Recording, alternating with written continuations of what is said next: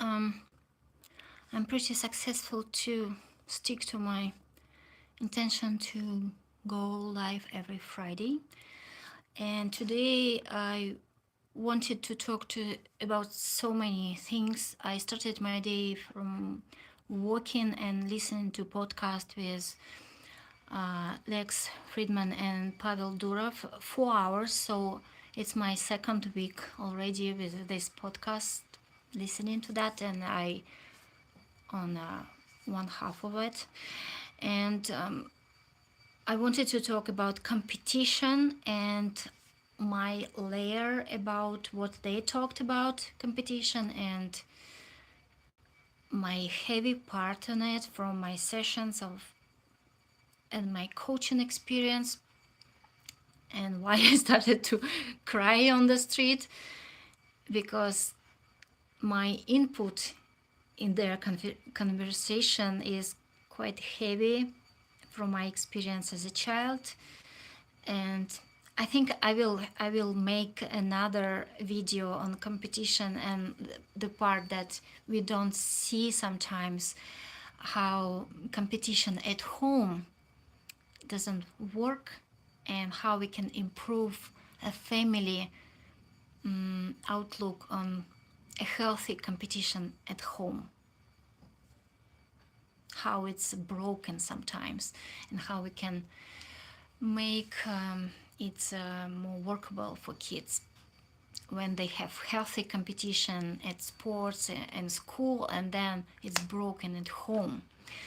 Anyway, but today's live, I want to go through the sessions of today and what my takeaways. So I had four already, one to go in a couple of minutes. So first session, my takeaway that cold mother and cold emotional mother couldn't teach a daughter how to express herself emotionally, and now we're working on how to allow yourself to be emotionally expressive, and these beautiful women are very strong emotionally, trying to build communication pathway with her mother through food. Basically, uh, her story was about shaming her the whole her childhood through food, her through her look as a child, as a girl, from her mother, and now they are building open communication through food. And the progress was that her mother put some healthy choices food on the table. So interesting how their communication became again from through food, but a healthy food. So kind of they don't talk about it, but her mother brought some healthy vegetables as a way. Yes, daughter, I see you. Interesting, right? And the icebreaker kind of thing. Another one was here. Oh yeah, that's interesting. We kind of with another client we talked about how she said, I'm kind of, my brain has a slower reaction.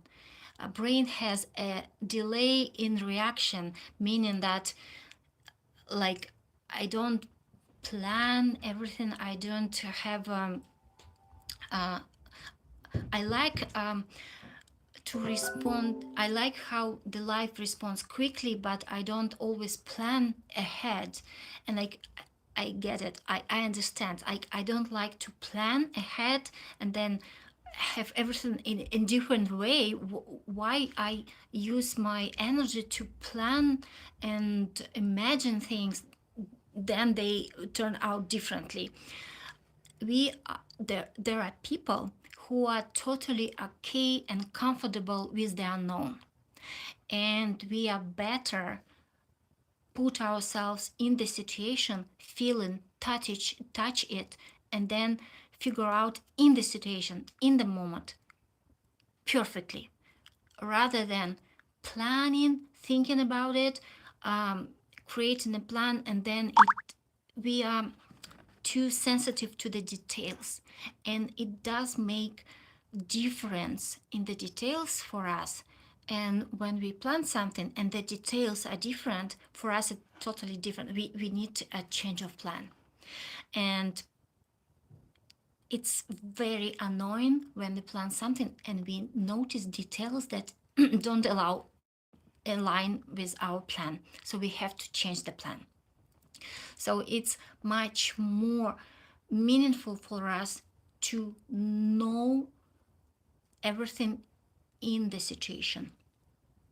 So we wait till it happens. We observe everything.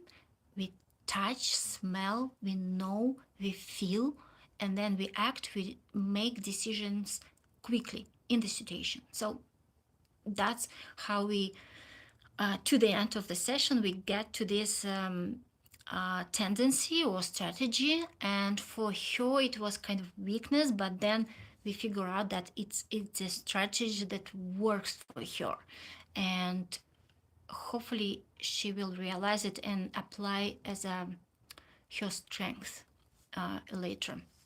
Which topic are you talking about? I don't understand. Well, I'm talking about my sessions today, so it's not a single topic, it's just different takeaways from the sessions. Hello, hi. Next one, it was about giving feedback and taking feedback from in a working environment. So person had difficulty in communication, so she had difficulty in receiving feedback from her manager and giving feedback to her subordinates.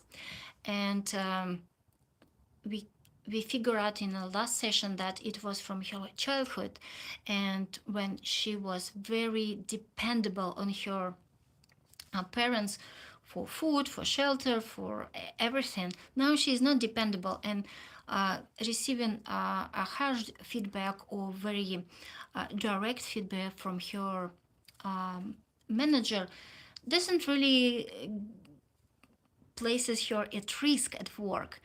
And now she came today and she said, well, I received feedback. I took it very much more lightly than before. I realized that my life is not at risk. I I analyzed it. I was okay. And then she explained how she gave feedback. It was a coaching for performance, but it really was annual review of the performance of her subordinates. And she said, yeah, I gave a lot of positive feedback, but then points to improve. And she did it. She she did she did overcame her discomfort, but then she noticed how positive was a reception of her feedback by the subordinate. And she noticed that, like, yeah, and a person thanked her.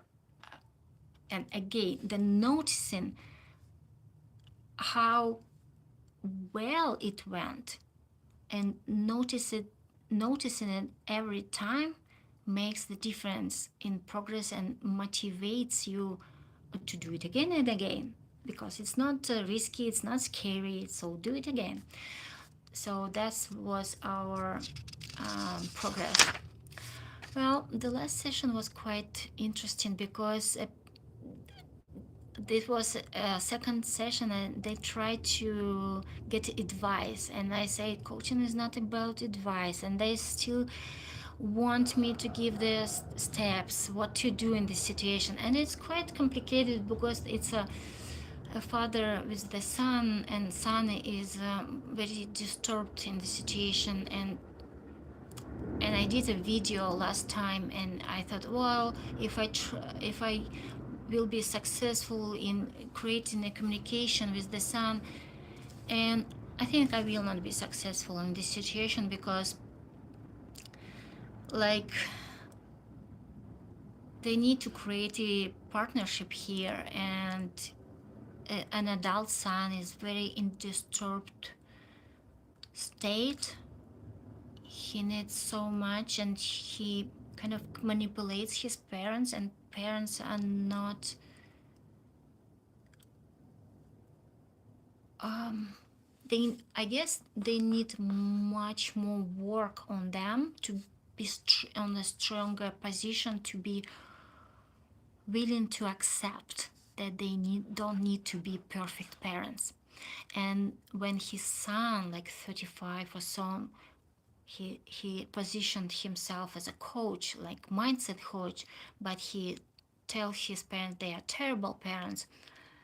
And I just say that there are no terrible parents. They did what they could in the circumstances they were in, with knowledge they had.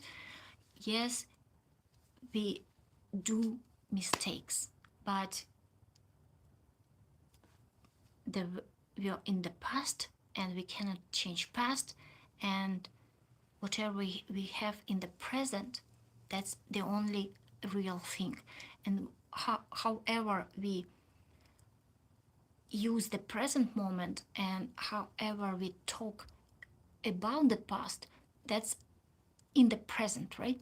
So whatever wisdom we apply here and now, that's we have now. That's the relationship we have now. So the way we talk about the past gives us the opportunity about the present. So is it maybe it's much easier to say, yes, I was wrong in the past, to create a better present, and create a relationship with your children. Even saying, yes, I was wrong in the past. Yes, it was terrible that I did to you in the past when you were a little boy or girl. Accepting that you were wrong in the past, to create a relationship in the present, rather than defending yourself in the past.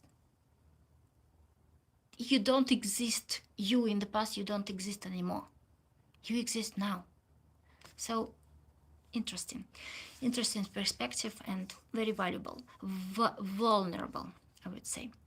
So yeah, today is kind of a mixer. Message retracted. I think your mind health is not good. I feel so bad about you. Please check up of good psychology doctor. Thank you for your care.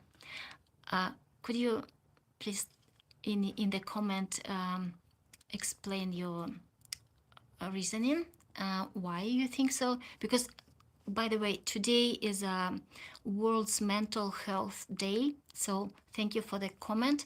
I would appreciate explanation of your reasoning. And yeah, take care. Thank you.